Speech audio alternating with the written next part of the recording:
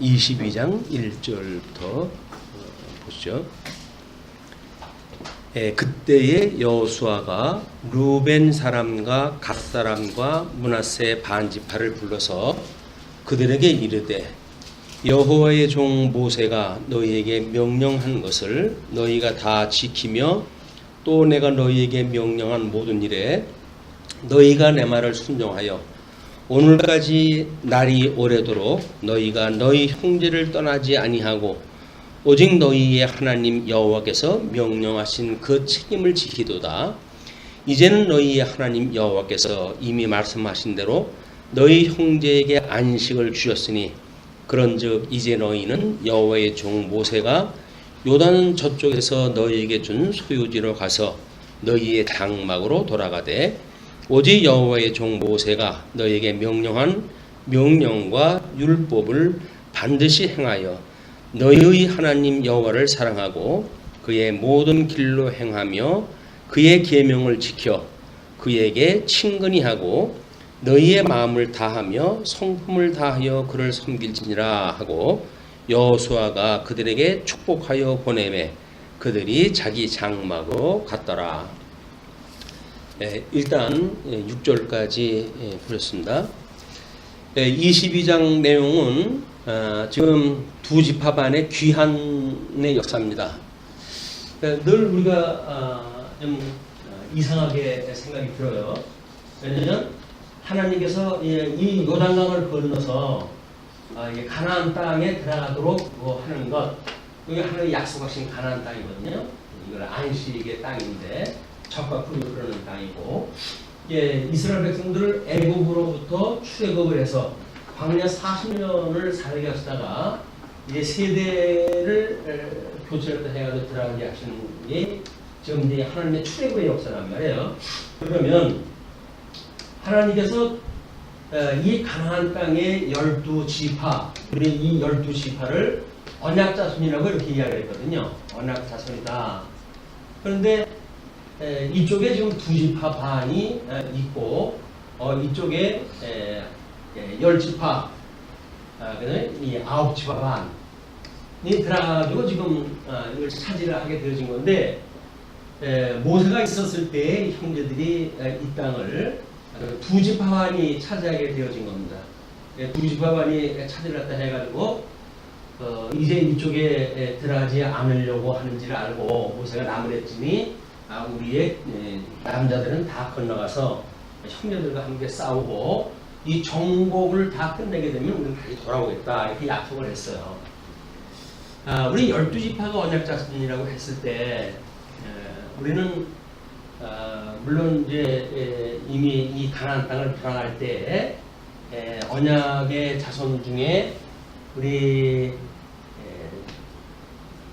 그 유다에게 약속을 했다 한 것이 있고, 그 다음에 하나님께서 이 아브라함, 우리 이삭이 그 축복을 했다 하는 걸 보게 되면 요셉에게 하나님께서 이 축복을 했다 해가지고 이 요셉을 장자로 인정을 했다 해가지고 므낫세와 그 다음에 에브라임이라고 하는 두 아들을 이제 이 장자의 몫으로 해가지고 땅을 둘로 나눠가지고 줘요.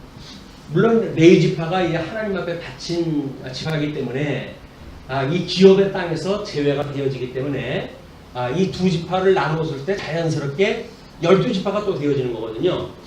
근데 하나님께서는 이 요셉을 통해 가지고 장자라고 하는 전통적인 약속을 지키기도 하고, 또 신적 섭리에 의해 가지고 왕의 홀이 끊어지지 않겠다고 하는 약속을 하던 유다 지파를 또 계속 섭리를 갖다 해가시거든요. 그런데 오늘 이런 것이 이미 언약자손이 이렇게 어떤 장자의 몫을 갖다 하는 전통적인 형식을 따라가지고 성취되어지는 게 있는가 하면, 신적 섭리에 의해 가지고 왕의 홀이 영원히 끊어지지 않도록 섭리하는 두 가지 요소로 나뉘어지게 됩니다. 근데 이제 그동안은 이렇게 요셉 지파와 유다 지파를 중심으로 생각을 해봤지만, 오늘은 이 요셉 지파 중에 지금 이 에덴 동편의 두 지파 반, 그다음에 에돔 이제 가나안 땅을 건너다가 앞집 반이 되었단 말이에요. 근데 하나님께서 우리 욥기의 내용을 보게 되면 욥이라고 하는 사람은 이미 모세 이전 사람이라고 이야기를 했어요. 그래서 혹자는 이제 이 가나안 땅에 들어서 이 애굽 생활의 경험이 없었을 때에 그때에 이제 그 욥기를 기록을 했다 이렇게 이야기를 하는데 그 이야기는 이스라엘 전체로 놓고 봤을 때 양대 언약을 하나님께서 주시고 이 양대 언약을 상실하게 했던 이 원리를 아담에게 주셨던 실체적인 언약을 상실했던 걸 보여주려고 한다면 이 애굽에 내려가야 돼요. 이것이 지금 상실되어져 가지고 이제 이 죄의 종로로 하게 되어져 있는 상태를 모형적으로 봤던 이스라엘 역사거든요. 근데 욥기의 그 내용을 보게 되면 여기 민족적으로 해가지고 애굽에 내려갔던 그런 역사적 배경이 없어요.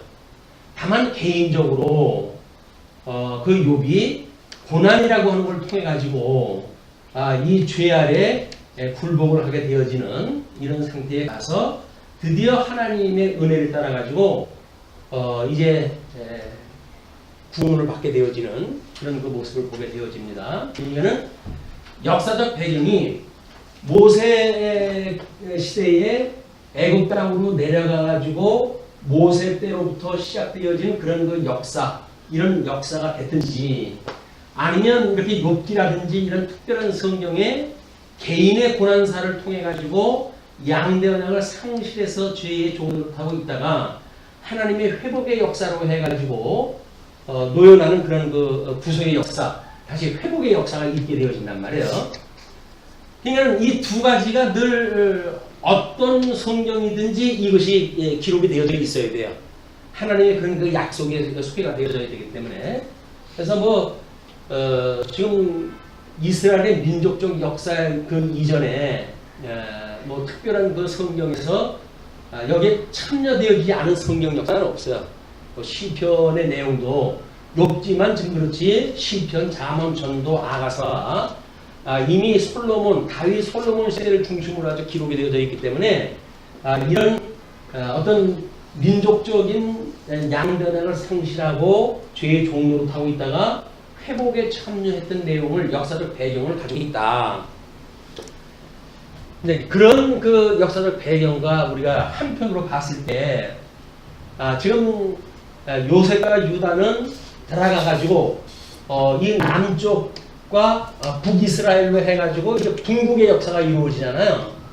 그럼 여기서 북국의 역사를 통해 가지고 언약 자손이 남북으로 갈려가지고 북국이 되어졌다가 끝내 요시야 임금 때 이들을 이 북쪽 사람들을 초청했다 해가지고 6월절을 지킴으로 해가지고 하나님께서는 12지파를 회복의 역사를 딱 이제 보여줍니다. 이게 회복의 역사예요.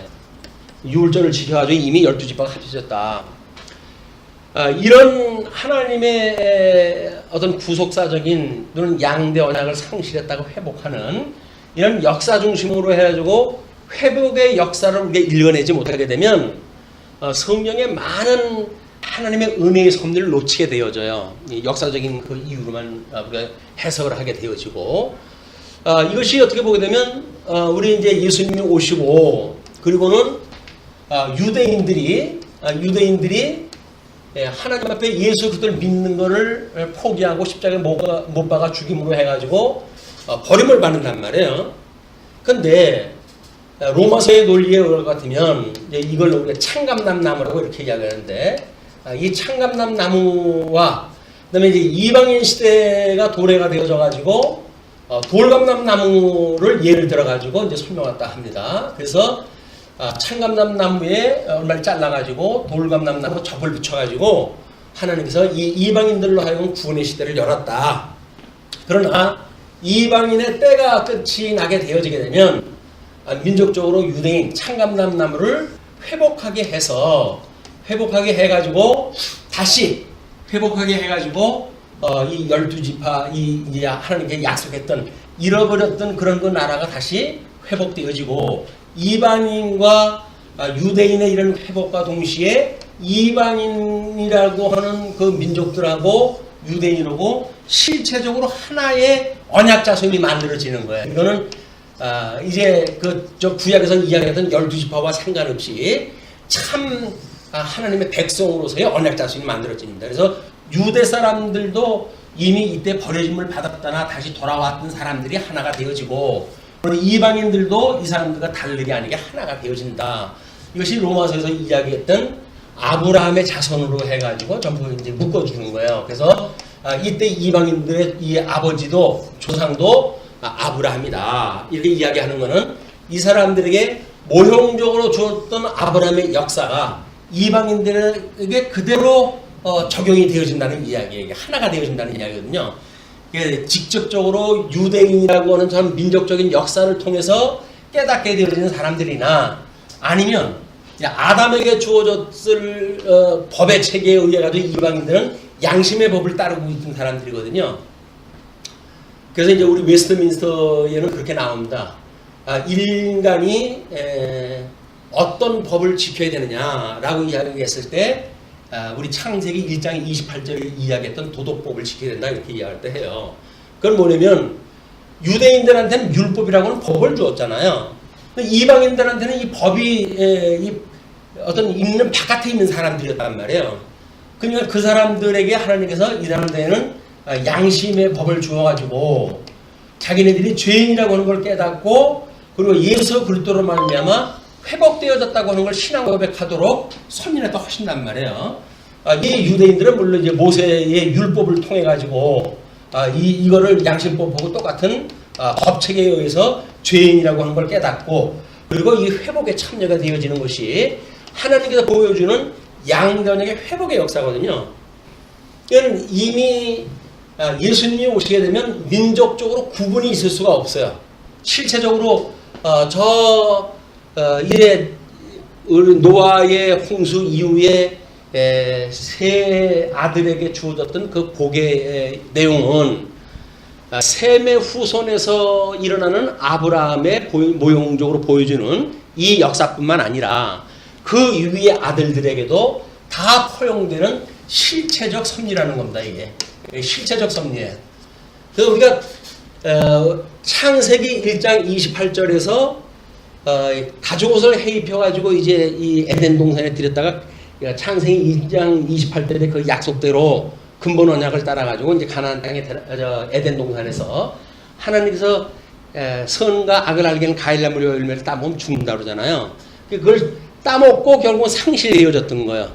그럴 때 하나님께서 가죽옷을 해입혀가지고 이제 추방을 시키셨는데, 그 가죽옷을 해입힌 것이 하나님의 의를 믿는가에 대한 이야기입니다. 하나님의 이 의를, 피 흘림의 제사를 믿는가에 대한 이야기예요.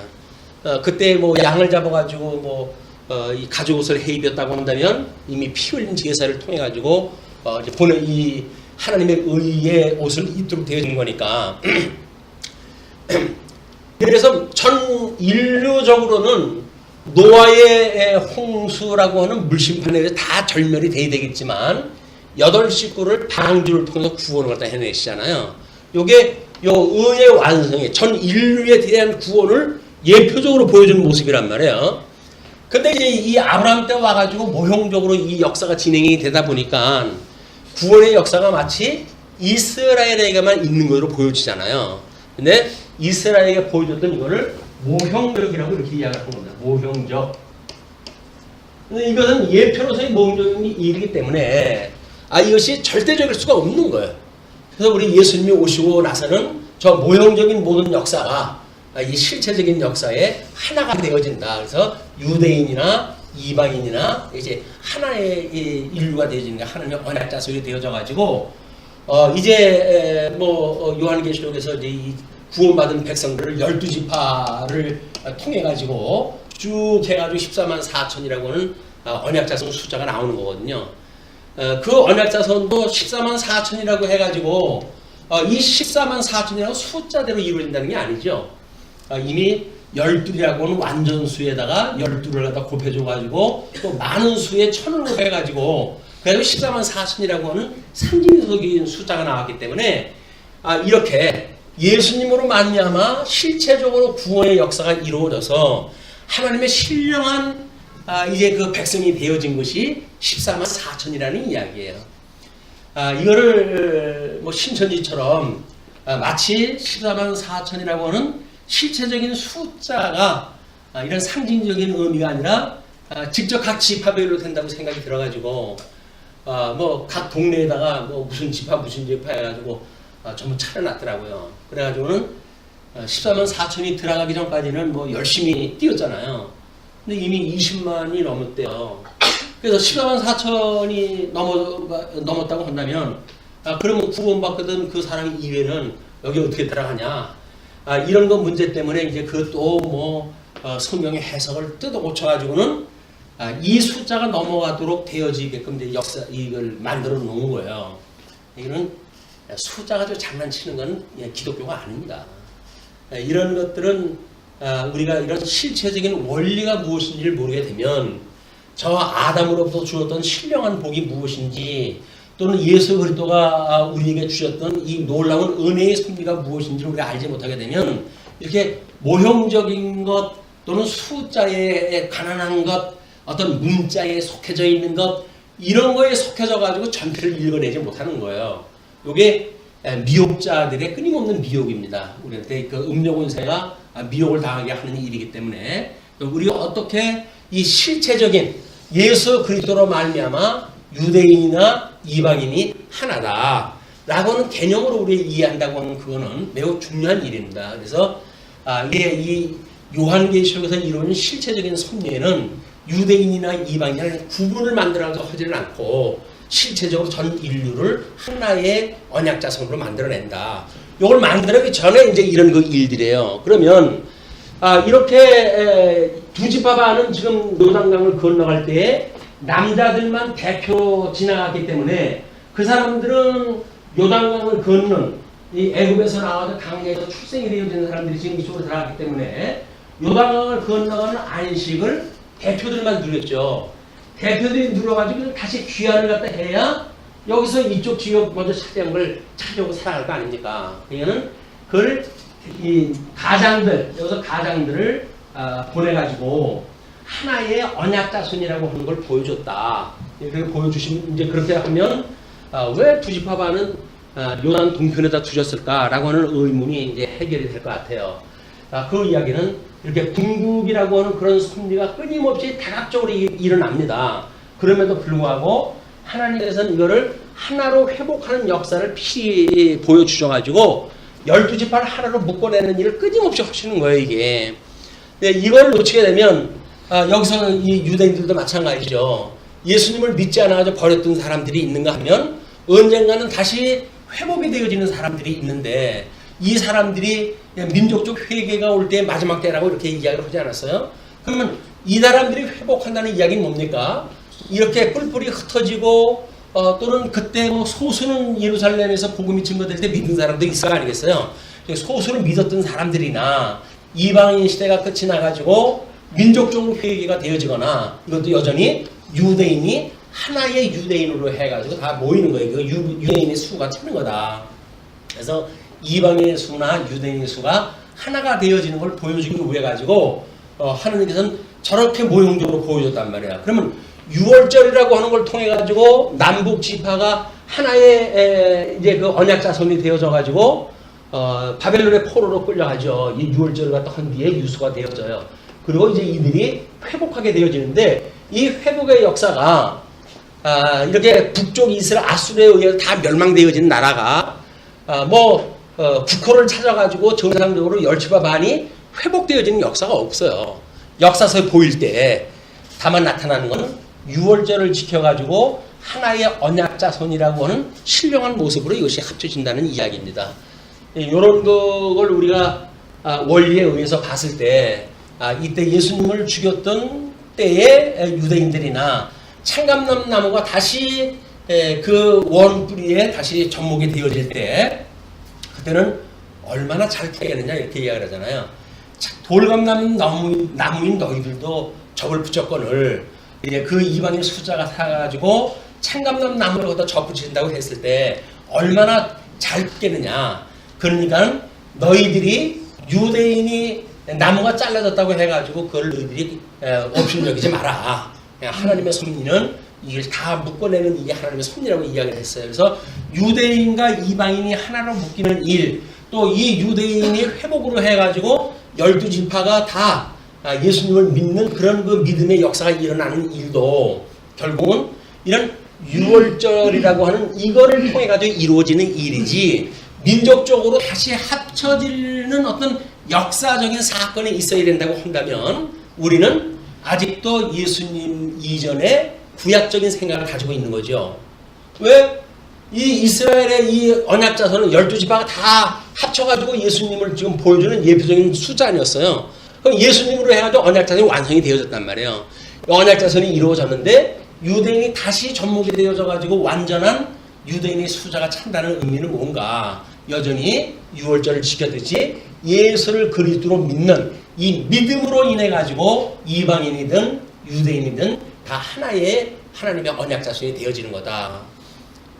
이렇게 해서 이제 신구약을 들어가지고 아마 중국의 역사와 회복의 역사, 또는 그 중국을 통해 가지고 유수되어졌다가 어떻게 회복되어지는지에 대한 이런 그 원리를 우리 저 구약 성경부터 신약 성경까지 다 몰아가지고 한 번쯤은 이렇게 생각을 갖다 해봤던 것 같아요. 그래서 이제 이 에덴 동편에 있던 사람들이 모세가 있을 때 아니다. 우리는 형제들하고 함께 가서 싸울 것이다. 그리고 다 싸움이 끝나게 되면 그들의 허락을 받고 돌아올 것이다. 이렇게 이야기를 했었는데 그 약속을 따라서 9지파 반이 요단강을 건너갈 때 전사로 함께 참여가 돼요. 그 사람들이.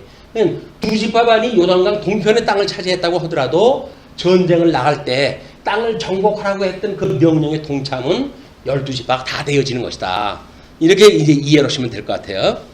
그래서 이제 22장 1절서부터 9절까지가 루벤, 갓, 므낫세 반지파의 귀환을 이야기를 하는 겁니다. 자, 그렇게 우리 6절까지 이제 아까 읽었던 대로고, 그래서 여호수아가 그들에게 축복을 해가지고 보내는데 그들이 자기 장막으로 이렇게 가는 거 아니에요? 이런 서론적으로 해가지고 크게 이 두 갈식으로 해가지고 이 설명이 끝난 뒤에 7절에서부터 그걸 세분화해가지고 이렇게 설명을 합니다. 므낫세 반지파에게는 모세가 바산에서 기업을 주었고 그 남은 반지파에게는 여호수아가 요단 이쪽 서쪽에서 그들의 형제들과 함께 기업을 준지라. 여호수아가 그들의 장막으로 돌려보낼 때에 그들에게 축복하고 말하여 이르되 너희는 많은 재산과 힘이 많은 가축과 은과 금과 구리와 새와 힘이 많은 의복을 가지고 너희의 장막으로 돌아가서 너희의 원수들에게서 탈취한 것을 너희 형제와 나눌지니라 하매 루벤 자손과 갓 자손과 므낫세 반지파가 가나안 땅 실로에서 이스라엘 자손을 떠나 여호와께서 모세에게 명령하신 대로 받은 땅 곧 그들의 소유지 길르앗으로 가니라. 그래서 이제 요단강 건너가지고 자기의 가족의 품으로 돌아가게 되어집니다. 그게 한마디로 흩어졌던 가족이 모이는 회복의 역사이기도 하고 또는 가나안 땅의 대표로 건너갔다가 그 9지파 반하고 함께 땅을 차지했던 이런 하나님 앞에 그 일을 다 하고 돌아오는 그런 걸로 해가지고 12지파의 또 전체적인 통합을 또 이야기다 하고 회복의 역사를 섭리하는 이야기도 합니다. 하나님의 이 회복의 역사야말로 예수 그리스도의 부활 사건 아니겠어요? 이게 예수 그리스도의 부활 사건이기 때문에 이 부활되어진 예수 그리스도의 사건을 부활 전에 어떤 육적 개념으로 해가지고 성경 해석을 본다는 것은 매우 유감스러운 일이에요. 그래서 끊임없이 예수님께서 율법과 선지가 곧 나에 대해서 증거한 것이다 라고 이야기했던 것은 육적 개념으로 설명되었던 모든 방식은 나를 통해 가지고 실체적으로 온전케 되어진다는 이야기거든요. 어떻게 온전케 이루어지는가를 우리가 이렇게 예수님 사건으로 이해가 되어져야 여기서 뭐 남녀의 구분이니 뭐 동민 서인의 구분이니 유대인이나 이방인의 구분이니 이런 것들을 뛰어넘는 초월되어진 개념으로서의 언약자손인 걸 우리가 알게 되어지는 거예요. 이게 성도의 교제라고 이렇게 이야기를 합니다. 교제. 이 교제를 어떻게 할 것인가? 이 교제가 온전히 되어졌을 때 우리 뭐 오전에도 그런 이야기를 했지만 예를 들어서 이제 뭐 이 왕과 백성들과의 관계라든가 또는 주인과 종과의 관계라든가 남편과 아내의 관계라든가 이런 것들이 전부 종속적인 관계라고 그러지 않았어요?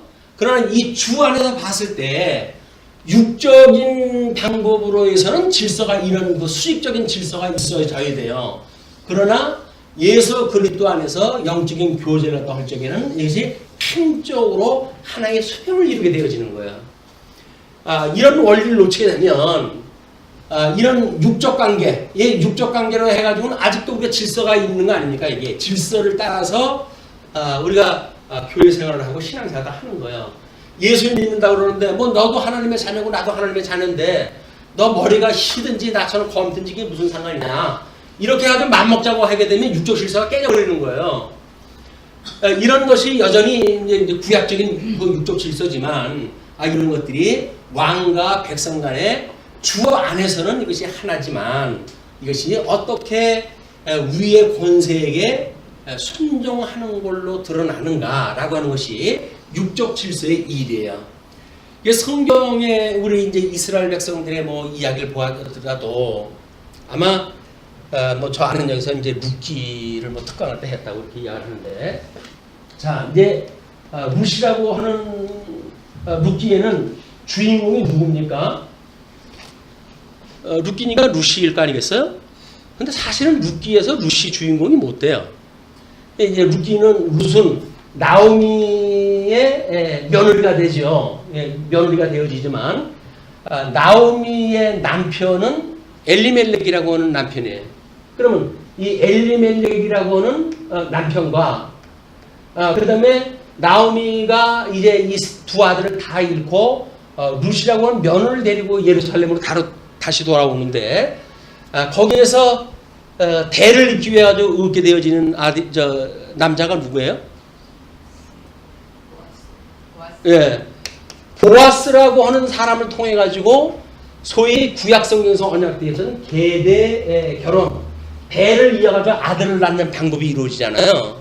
그런데 나오미가 나오고 룻이 나오고 이 사람들이 주인공이라고 하는데 성경에서는 보아스를 통해 가지고 여기서 다윗이라고 하는 왕이 나왔더라라고 이야기가 끝이 나고 말아요.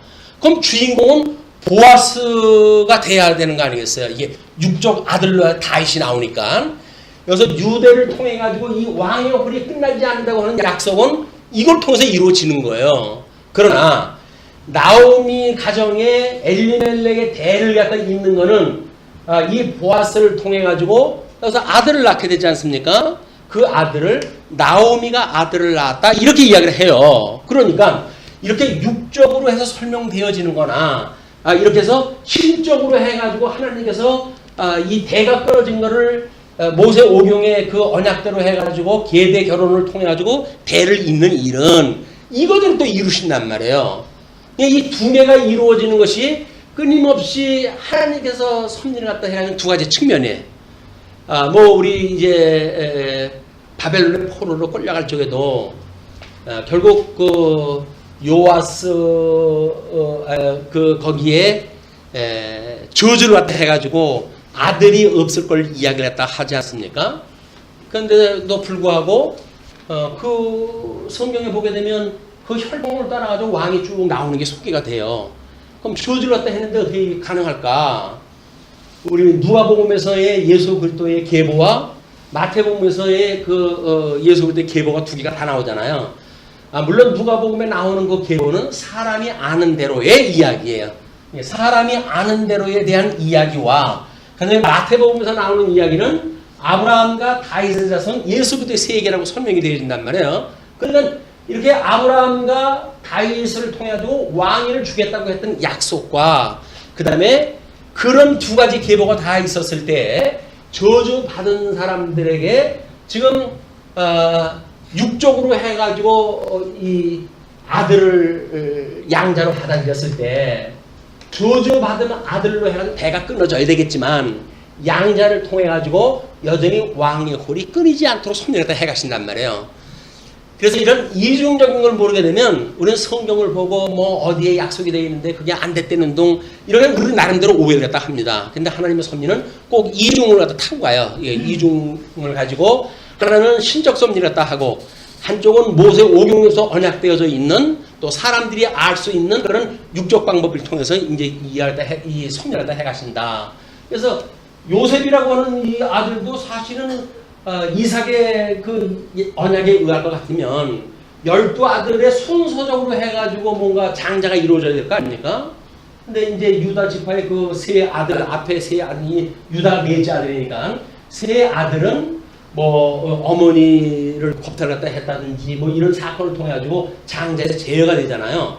그래서 유다가 넷째 아들임에도 불구하고 이제 이 왕의 혈통을 따라가지고 이루어지는데 이 약속대로.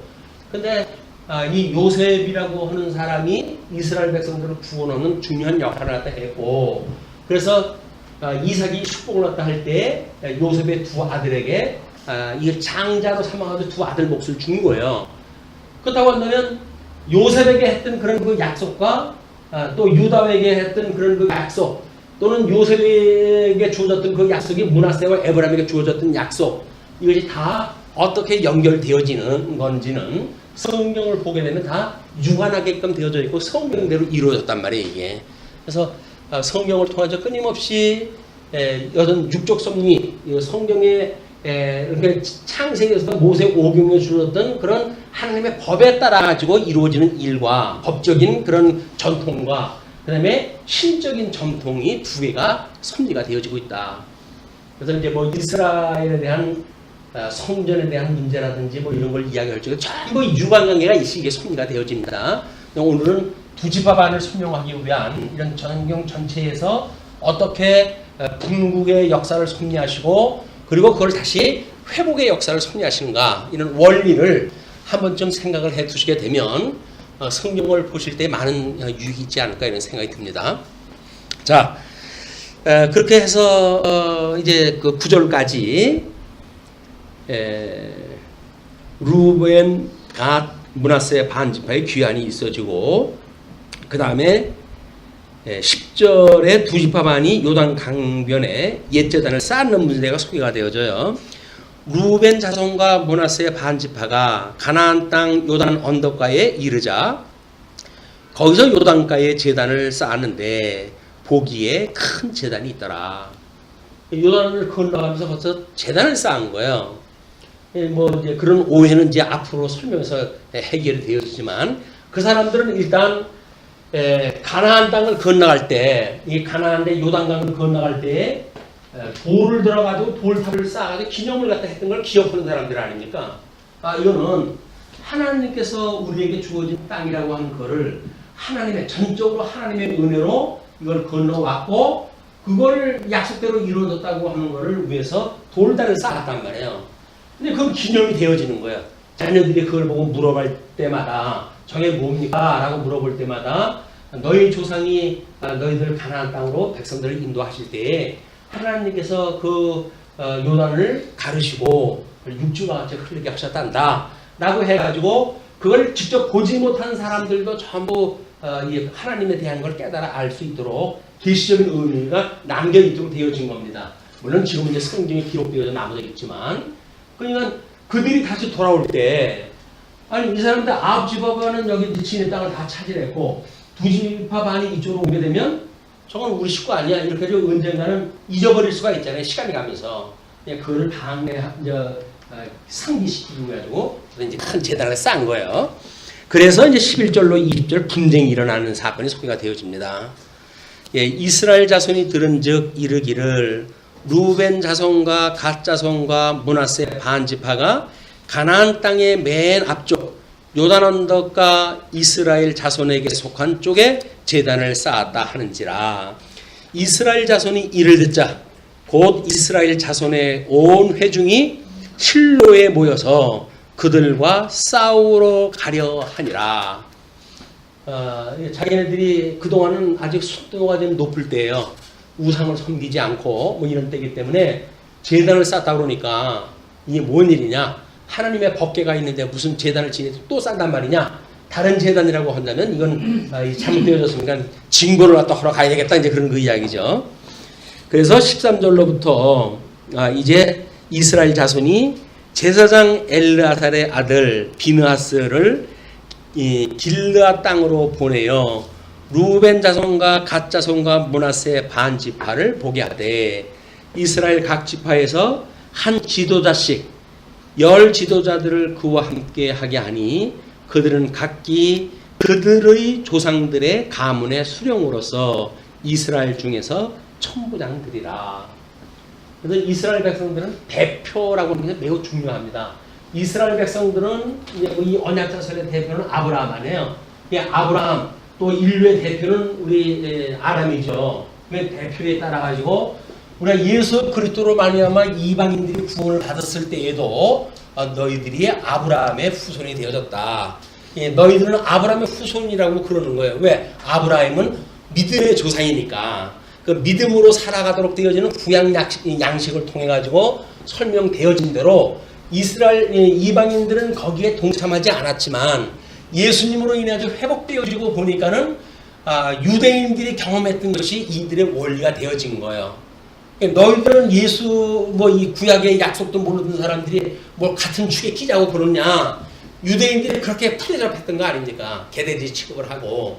그러나 예수 그리스도로 말미암아 구원을 받았던 이방인들은 이미 이렇게 아브라함을 통해서 주어졌던 육적 계시의 역사를 초월한 노아의 그 후손들에게 주어졌던 그 약속에 의해서 참여가 되어진 사람들이다.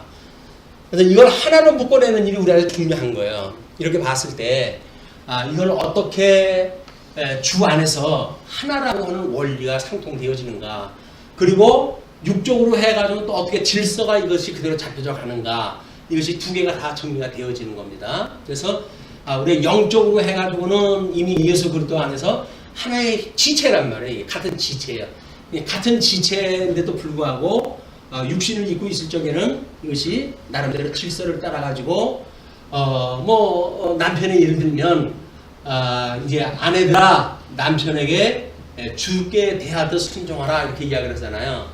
남편에게는 아내들을 내 몸과 같이 사랑하라 라고 이야기하고 하는 그런 사랑이라고 하는 관점으로 해가지고 영적 개념이에요. 그러나 순종하라, 아내들에게 남편에게 순종하라 라고 하는 그 이야기는 육적 질서를 이야기하는 거란 말이에요. 주 안에서 하는데 내가 너한테 왜 순복해야 돼? 라고 만약에 한다고 하면 막가자는 거죠. 예수 그리스도라서 말하자는 이야기예요. 이게 너나 나나 똑같이 구원받았는데 네가 왜 나한테 갑질이야? 이렇게 이야기를 하게 되면 계시로서의 의미가 다 반감되어지는 거예요. 구원을 받았느냐 받지 않았느냐라고 하는 협의적인 거에 매여가지고 이 전체적인 원리를 놓치게 되어지는 거다. 그러나 우리가 이 질서를 알게 되어진다고 한다면 우리가 스스로 낮아지는 자리에 있게 되어지는 일, 이 낮아지는 자리에 있게 되어지는 일이 그리스도의 비하의 신분을 인정하는 거 아닙니까? 그리고 우리가 높은 자리에 있다고 하는 걸 이제 깨닫게 되어지는 것이 예수 그리스도의 승기의 신분을 인정하는 일이란 말이에요. 이건 요즘 이제 카페에다 소개되는 이제 웨스트민스터 대요리 문답에 대한 걸 이야기할 때 왜 그리스도가 되는가? 우리의 중보자는 왜 그리스도가 되는가? 라고 하는 걸 이렇게 이야기합니다. 예수 그리스도의 비하의 신분과 승기의 신분을 믿음으로, 낮아지신 신분과 높아진 신분을 우리가 믿음으로, 그래서 그 분께서 여전히 우리들에게 왕직과 선지직과 제사직을 이걸 온전케 해가신다고 하는 걸 믿음으로 우리가 그분을 그리스도라고 한다 이렇게 이야기를 해요. 그러니까 우리 예수를 그리스도로 믿는다는 이야기는 비하의 신분과 승기의 신분이라고 하는 두 개의 전혀 다른 그런 신분을 인정을 하고 우리가 이걸 하나로 여길 때 이게 가능한 일이지, 여전히 높은 걸 좋아하면서 무슨 질서를 이야기하고 사랑을 이야기하고 하는 건 맞지가 않는 거예요. 그래서 사랑은 교만하지 않다고 이야기를 합니다. 사랑은 교만할 수가 없어요.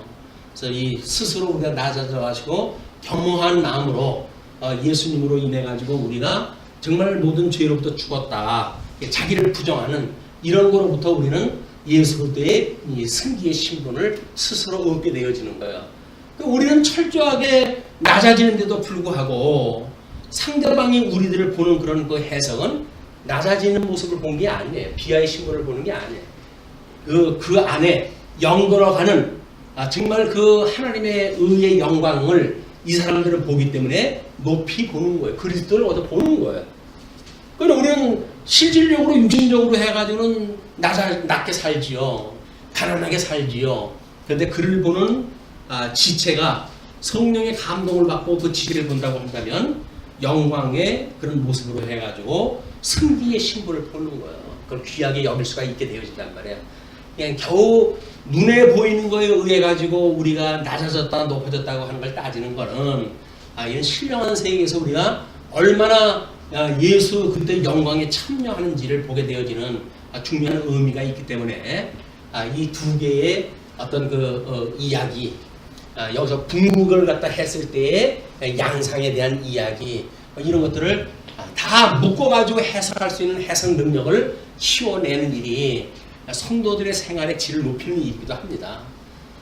세상의 거에 매이지만도 않고, 그렇다고 해가지고 그걸 무시하는 무법자들도 아니고, 그러면서 여전히 하나의 지체로 해가지고 존중하고 스스로 겸허하게 낮아지기도 하고, 그럼에도 불구하고 낮아진 그분을 높이 보는 이런 그 역사, 세상의 그런 걸 논리로 해가지고 설명되지 않는 성령의 역사가 일어난다. 자, 그렇게 했는데 이제 그 15절에 그들이 길르앗 땅에 이르러 루벤 자손과 갓 자손과 므낫세 반지파에게 나아가서 그들에게 말하여 이르되 여호와의 온 회중이 말하기를 너희가 어찌하여 이스라엘 하나님께 범죄하여 오늘 여호와를 따르는 데서 돌아서서 너희를 위하여 대단을 쌓아 너희가 오늘 여호와께 거역하고자 하느냐. 네, 그 질문을 갖다 해요. 신명기 12장 13절 14절 그 내용의 말씀을 가지고 율법적인 그 불법이라고 하는 것을 이제 주장을 합니다. 그러면서 부월의 죄악으로 말미암아 여호와의 회중의 재앙이 내렸으나 오늘까지 우리가 그 죄에서 정결함을 받지 못하였거늘 그 죄악이 우리에게 부족하여서 오늘 너희가 돌이켜 여호와를 따르지 아니하려고 하느냐. 너희가 오늘 여호와를 배역하면 내일은 그가 이스라엘 온 회중에서 진노하시리라. 요거는 이제 이스라엘이 가나안 땅을 차지하고 살아갈 때 끊임없이 일어날 상황이기도 해요. 이제 이 부월의 사건, 이것이 바알의 사건하고도 맞물려 있고 우상을 섬기는 그런 문제로 이제 등장이 되어지거든요. 그래서 이스라엘 백성들이 멸망하는 것이 전부 우상 숭배 때문에 망하는데 이렇게 이야기했던 자들이 결국은 가나안 땅에 들어가서 우상을 섬기다가 스스로 멸망의 길로 가게 되어지는 겁니다. 전부 씨가 되어지는 말의 씨가 돼가지고 자기네들이 이렇게까지 이야기를 했는데 자기 후손들이 나중에 다 율법을 어기고 우상을 섬기니까 하나님 그걸 어떻게 해야 되겠어요? 다 무너뜨려야겠죠. 그래서 이 바알이라고 하는 이 사상, 이 바알이라고 하는 그런 그 사상이나 부월에서 있었던 그 사건은 요한계시록에서 명시로 그대로 고발했다 합니다. 그 이야기는 뭐냐면 예수 이외에 다른 어떤 인간적 의의를 주장하던 자들, 이런 자들의 멸망을 이야기하는 거거든요. 그래서 일곱 교회가 온전케 그 머리 대신 예수 그리스도를 믿지 아니하고 인본주의적인 어떤 그런 생각을 가지고 있다고 한다면 그것이 곧 교회를 어지럽히는 일이고 적그리스도들이 우리를 끊임없이 미혹하는 일이에요. 눈에 보이는 사건을 통해 가지고 우리를 미혹하는 일, 그것이 바로 발람의 사건이기도 하고 그 다음에 이스라엘 백성들이 이제 가나안 땅 들어오게 되면 우상을 섬기게 되어지는 극적인 그런 역사적인 일들이 있게 되어지는데 그런 그 일들을 요한계시록에서는 그걸 그대로 고발하다 하고 있다. 자, 이제 그렇게 해서 19절에 이렇게 이야기를 합니다. 그런데 너희의 소유지가 만일 깨끗하지 아니하거든 여호와의 성막이 있는 여호와의 소유지로 건너와 우리 중에서 소유지를 나누어 가질 것이니라. 오직 우리 하나님 여호와의 제단 외에 다른 제단을 쌓음으로 여호와를 거역하지 말며 우리에게도 거역하지 말라. 하나님께서 이미 에덴 동쪽에 세 군데의 도피성을 이미 다 만들고 그랬잖아요. 그리고 모세가 이걸 언약의 땅으로 주었잖아요. 그렇기 때문에 이거는 하나님의 명령에 의해서 되어진 거예요. 근데 이걸 잘못 해석한 건 뭐냐면 그 가나안 땅 요단을 건너가기 전에 제단을 쌓았다고 하는 것 때문에 시비가 벌어진 겁니다. 이 제단을 쌓았다고 하는 그런 그 이유가 뭐냐라고 해가지고 이제 이야기를 하는 건데, 그래서 그때 세라의 아들 아간이 온전히 바친 물건에 대하여 범죄함으로 이스라엘 온 회중에 진노가 임하지 아니하였느냐. 그의 죄악으로 멸망한 자가 그 한 사람만이 아니었느니라. 그래서 가나안 땅 들어와 가지고 뭐 그렇게 성읍을 갖다가 이제 장악을 하고 뭐 우리 침노를 갖다 해가지고 가나안 땅을 차지하는데 있었던 이런 그 불의했던 일들을 다 상기를 갖다 시켜요. 물론 이 일은 어떻게 보게 되면 이 사람들은 이 부시파 반이 여기에다가 그 신상을 세움으로 해가지고 너희들고 우리고 한 나라의 언약 자손이야 라고 하는 걸 상기시키는 이야기였다고 한다면, 이 사람들은 이거를 신앙적인 모습으로 보아가지고 예루살렘 성전에 또 다른 성전을 세운다고 하는 걸 본 거 아니에요. 이게 그런 걸로 본다고 하면 영적인 거나 육적인 걸로 해도 같은 원리를 가지고 있다. 이게 그래서 어떻게든지 이게 잘못되어진 거를 깨닫게 되는 기억이 되어질 거고, 이제 변명을 통해 가지고 그 이유를 알게 되어질 거니까 그걸 알게 되어지기도 하고, 또 그걸로 인해 가지고 두시파반이 오랫동안 여기 와가지고 잃어버릴 때가 된다 할지라도 하나님께서 이거를 기억나게 하신다. 하나의 지파로 주었다고 하는 걸 기억나게 하는 역사를 섭리해 가실 겁니다. 자, 그러면 21절로 29절까지 두 지파 반의 해병이 이제 소개가 되어져요. 루벤 자손과 갓 자손과 므낫세 반 지파가 이스라엘 천천의 수령들에게 대답하여 이르되, 전능하신 자 하나님 여호와, 전능하신 자 하나님 여호와께서 아시나니 이스라엘도 장차 알리라. 이 일이 만일 여호와를 거역함이거나 범죄함이거든 주께서는 오늘 우리를 구원하지 마옵소서. 이스라엘 백성들이 강력하게 주장을 할 때 끊임없이 이야기하는 것이 구원해서 제어시켜 달라는 거예요. 모세도 내가 이 사람 백성들을 낳았으니까 수제 나를 갖다 우리 생명체에서 제어시켜 버립시오. 뭐 이런 걸로 주장을 하고 그러잖아요. 그만큼 하나님의 언약한 백성들은 하나님 빼놓을 가능이 없어요. 이제 그거를 아는 사람들은 담대하도록 그렇게 손을 갖다 한다. 믿음의 역사도 해간다. 그래서 이 아브라함, 우리 그 바울도 이제 내가 이방인을 위한 사도로 세움을 받았지만 내 민족을 위한 어떤 그런 일에 있어서 우리들의 조상들 갑절이나 더욱 노력하는 사람이다. 이렇게 이야기를 하면서 이 민족을 위한 구원이라고 한다면 내가 저주를 받아도 좋다라고 이렇게 이야기할 정도로 민족을 사랑하는 마음을 표현을 해요. 그러니까 그렇게 이 민족들은 이렇게 이방인들을 박해하고 예수님을 십자가에 죽였다고 해가지고 완전히 멸절되어지는 것이 아니라 언젠가는 하나님께서 회복에 참여하게 되어지는 하나님의 복음의 원리를 이걸 깨닫고 있기 때문에 그렇게 그들을 위해 가지고 나는 죽어도 좋다라고 하는 그런 열정을 가지고 복음을 증거했다. 뭐 자기를 그렇게 뭐 박해를 갖다 하고 비난을 갖다 하고 그랬음에도 불구하고 그들을 축복했다는 이야기는 하나님의 구원이 아직도 남아있기 때문에 그러는 거예요. 우리는 지금 누가 구원받고 누가 구원받을지 모르잖아요. 그러니까 우리는 누구든지 우리한테 기도를 할 수밖에 없는 겁니다.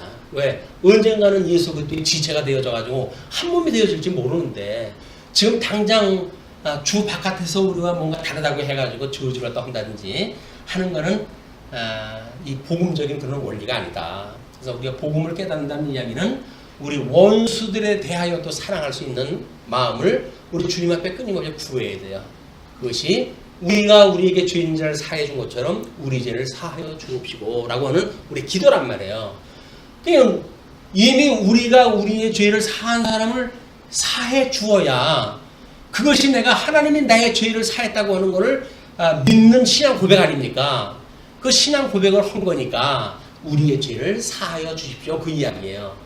근데 백대노로 빚진 자도 용서를 못하면서 우리는 하나님 앞에 이제는 의인이 됐어요 라고 말하는 것이 얼마나 이것이 맞지 않는 이야기입니까? 얼굴이 철판을 깐 사람들의 이야기죠. 아니다. 우리는 누구든지 다 용서를 다 할 수 있는 것. 예수님은 드디어 십자가에 못 박는 그런 자들도 위해서 축복을 하시는 그런 분이기 때문에 스테반 집사처럼 돌에 맞아 죽으면서도 하늘 문을 여시고 우리 하나님 우편에 계신 주님을 보게 되면 대주제자가 있는 것이 보이니까 저들의 죄를 저들에게 돌리지 말아 주십시오라고 하는 기도를 하는 거다. 다른 사람들의 원망이 없는 사람은 꼭 행복한 사람이 없어요. 다른 사람을 미워하는 마음이 있으면서 행복하다고 하는 사람은 거짓말이에요. 그러니까 예수님께서 너희들이 제단에 가서 기도할 때에 다른 사람의 죄가 기억나라고 한다면 그에게 사과하고 제사를 드리라는 거예요. 그것이 복음을 깨닫는 우리들의 진정한 사랑하는 모습이다. 근데 이 예수 믿는 사람도 우리가 함께 사랑을 하지 못하면서 우리에게 돌 던지는 사람한테 우리가 어떻게 사랑할 수가 있겠어요? 정말 사랑이 무엇인지 좀 더 온유한 마음으로 낮아진 신분으로 해가지고 그런 사랑을 깨닫는 이런 기회가 되어져서 행복했으면 좋겠습니다. 행복한 사람은 다른 사람 미워할 이유가 없어요. 내가 행복한데 뭐. 그러니까 우리가 행복하다고 한다면 결코 우리보다 잘난 사람이 비교를 하지 않습니다. 내가 행복한 건 뭐 때문에 행복하다고요? 절대자인 예수 그리스도께 이분으로 행복한 거 아니에요? 그럼 절대적인 조건으로 행복한 사람이 상대적인 조건을 가지고 우리가 불행을 이야기할까요? 그건 모순 아니에요. 상대적인 걸로 해가지고는 우리는 불행을 이야기할 수가 없습니다. 왜? 우리는 절대적인 그런 그 가운데에 이미 지적으로 갖다 알기 때문에 그런 거예요. 지적으로 아는 사람은 상대적인 조건 때문에 불평을 말하지 않습니다. 뭐 어떤 주어진 환경 이것 때문에 해가지고 우리가 뭐 다른 사람을 미워할 이유가 없잖아요. 왜? 우리는 이미 절대자인 예수 그리스도 죽었던 우리를 살리셨던 그분 이분을 믿는다고 한다면 우리가 이런 어떤 환경에서의 이해관계 이런 걸로 해가지고 상대방을 미워하거나 이러지 않는다. 이러지 않도록 우리 기도할 이유가 있죠. 이게 다 시험에 드는 일이니까 시험에 들게 하지 마시고 이 악으로부터 우리를 구원해 주세요. 그것이 온전케 되어지는 예수 그리스도의 구원의 역사에 우리 참여가 되어지는 겁니다.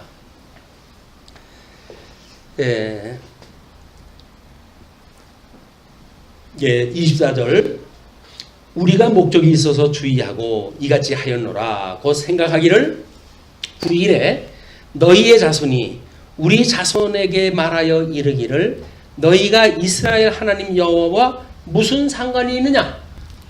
이제 뭐 강 건너가지고 살던 사람들이 오래 이제 잃게 되면 그렇게 할 때 너희 루벤 자손 갓 자손아 여호와께서 우리와 너희 사이에 요단으로 경계를 삼으셨나니 너희는 여호와께 받을 분깃이 없느니라 하여 너희의 자손이 우리 자손에게 여호와 경외하기를 그치게 할까 하여 우리가 말하기를 우리가 이제 한 제단 쌓기를 준비하자 하였노니 이는 번제를 위함도 아니요 다른 제사를 위함도 아니라 우리가 여호와 앞에서 우리의 번제와 우리의 다른 제사와 우리의 화목제로 섬기는 것을 우리와 너희 사이와 우리의 후대 사이에 증거가 되게 할 뿐이로서 너희 자손들이 후일에 우리 자손들에게 이르기를 너희는 여호와께 받을 분깃이 없다 하지 못하게 하려 함이라. 제사는 예루살렘 가서 지내야 되는데 여기서 너희들은 분깃이 없다고 해가지고 뭐 오는 걸 못하게 한다든가 제사에 참여치 못하게 한다든가 이런 것이 있을까봐 우리가 이런 조치를 취하는 거다. 이제 그런 그 이야기예요. 그래서 28절 우리가 말하였거니와 만일 그들이 후일에 우리에게나 우리 후대에게 이같이 말하면 우리가 말하기를 우리 조상이 지은 여호와의 제단 모양을 보라. 이는 번제를 위한 것도 아니요 다른 제사를 위한 것도 아니라 오직 우리와 너희 사이의 증거만 되게 할 뿐이라. 증거를 위한 이제 탑을 쌓은 거예요. 거기다가 그걸 보는 순간 이건 저 우리 요단강 동편에도 두 지파 반이 있지. 그 사람하고 우리가 한 지파야. 한 그 언약 자손이야. 라고 하는 것을 깨닫는 것이 12지파라고는 이 온전한 숫자를 이루는 것이 언약자손의 의미란 말이에요. 그걸 이루기 위해서 끊임없이 이걸 기억나게 하기 위해서 세웠다. 그런 그 이야기죠. 우리가 번제나 우리 소제나 다른 제사를 위하여 우리 하나님 여호와의 성막 앞에 있는 제단 외에 제단을 쌓음으로 여호와를 거역하고 오늘 여호와를 따르는 데에서 돌아서려는 것은 결단코 아니라 하리라. 그래서 오해를 불식시킬 수 있도록 적극적인 해명을 하게 되어집니다. 그리고 이제 30절로 34절 보게 되면 분쟁의 해결과 화해의 모습이 소개가 되어져요. 제사장 비느하스와 그와 함께한 회중의 지도자들 곧 이스라엘 천천의 수령들이 루벤 자손과 갓 자손과 므낫세 자손의 말을 듣고 좋게 여긴지라 이해가 됐어요. 제사장 엘르아살의 아들 비느하스가 루벤 자손과 갓 자손과 므낫세 자손에게 이르되 우리가 오늘 여호와께서 우리 중에 계신 줄을 아노니 이는 너희가 이 죄를 여호와께 범하지 아니하였음이니라. 너희가 이제 이스라엘 자손을 여호와의 손에서 건져내었느니라 하고 제사장 엘르아살의 아들 비느하스와 지도자들이 루벤 자손과 갓 자손을 떠나 길르앗 땅에서 가나안 땅 이스라엘 자손에게 돌아와 그들에게 보고하매 그들이 이스라엘 자손을 즐겁게 한지라. 이스라엘 자손이 여호와를 찬송하고 루벤 자손과 갓 자손이 거주하는 땅에 가서 싸워 그것을 멸하자 하는 말을 다시는 하지 아니하였더라. 화목이 되어진다는 이야기는 결국 그렇게 가지고 있던 감정을 다 털어버리는 일이죠. 그래서 루벤 자손과 갓 자손이 그 제단을 애시라고 불렀으니 우리 사이에 이 제단은 여호와께서 하나님이 되시는 증거라 함이었더라. 그래서 상호를 지을 때 하고 지어놓으면 하나님의 이름이 거기에 있다고 그렇게 해가지고 하나님이 우리들의 함께 계시다고 하는 증거다. 여호와께서 하나님이 되시는 증거라고 하는 그런 지금 돌탑을 쌓고 이들이 동쪽과 서쪽이 하나의 지파이면서도 요단강을 경계로 나눠가지고 살게 되어지는 역사가 이루어집니다. 자,